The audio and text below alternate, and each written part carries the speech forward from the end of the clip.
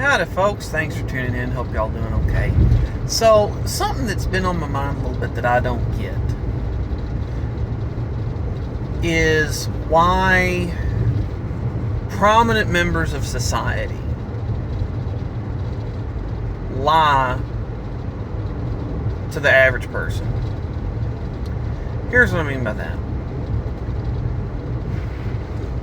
So, I worked for a number of years with a bunch of people that were several years younger than me, and in a lot of cases they were not settled down, single guys or guys that were just kind of dating around a little bit. And that was a big bump.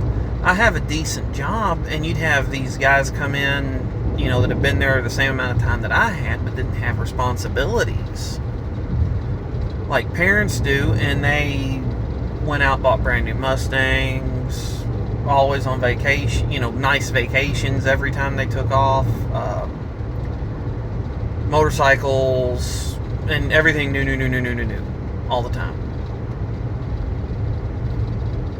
They'd have a 1-year-old phone that was perfect, and they go out and buy the new one because it dropped. Kind of weird to me. I got 3 years out of one phone, and the only reason I replaced it is because everything just kind of stopped. The speakers on it gave up. I could still text and do everything on it, but I couldn't talk on it unless I had my headset. Anyway. And then on the flip side of that, you hear women, a woman needs a man like a fish needs a bicycle. And if you listen to single women that don't have children in their 30s start talking about, chasing their career, they begin to have some regrets. And I'm not claiming to be the expert on this, and, I'm not even saying that I know all the data or have heard all the data. But I do think that there's someone passing a tractor in my lane.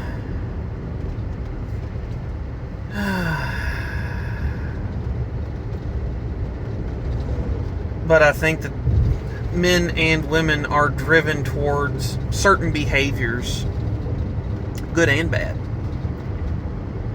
And so I don't understand why so many of the institutions in the world lie to people. You'll find fulfillment in power and wealth and in stuff, or in meaningless surface level relationships where you go out to dinner with a different woman every night of the week, and whether there's sex or not doesn't matter. Or for that, flip the thing around, it could be men or women. But, you'll find meaning in all this. I forget where I was listening to this, but someone was talking about going to, they were single and kind of living their best single life, I guess would be the way to put it, always doing this and that and the other, and then turn around and something happened, I don't remember what, and they ended up in the hospital. And the one thing they were wishing above everything else was that they, had somebody. Apparently, whoever this person was, their immediate family wasn't in the area, and they didn't have anyone that they were serious with. So, like, emergency contact information, not available. Visitors in the hospital, nope.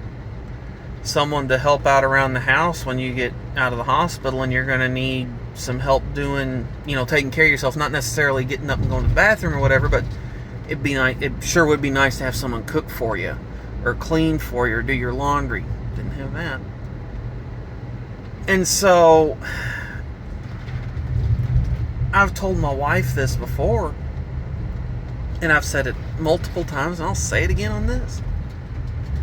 If her and I had never met, in all likelihood, I would have broke up with my ex around the same time. Things were going very sideways in that relationship before her and I met. And hearing her talk about the way that she treated the guys that she dated and the way that she got treated by them made me realize you're getting treated like crap, but so am I. And so I left. And then, well, technically my ex left. I didn't cheat or nothing. She just did. Because I drew a line in the sand and said, you won't cross this, and she did. So anyway, that happened. But I've told my wife this. I said, if you and I hadn't met, I probably would have been a very single, materialistic person who was always after the next fix. She said, what do you mean? I said, well, I'd go out and buy a new this or that, which there's nothing wrong with that in and of itself. And then the new would wear off and it'd be the old this or that, and then I'd have to get the new one. She goes, And I told her, I'll admit, hand on heart, that if not for you and the kids, there's a lot of things that I want to have right now just because they're nice, that I could have. She goes, I know. I said, but I wouldn't trade you for all of it. Wouldn't trade the kids for all of it.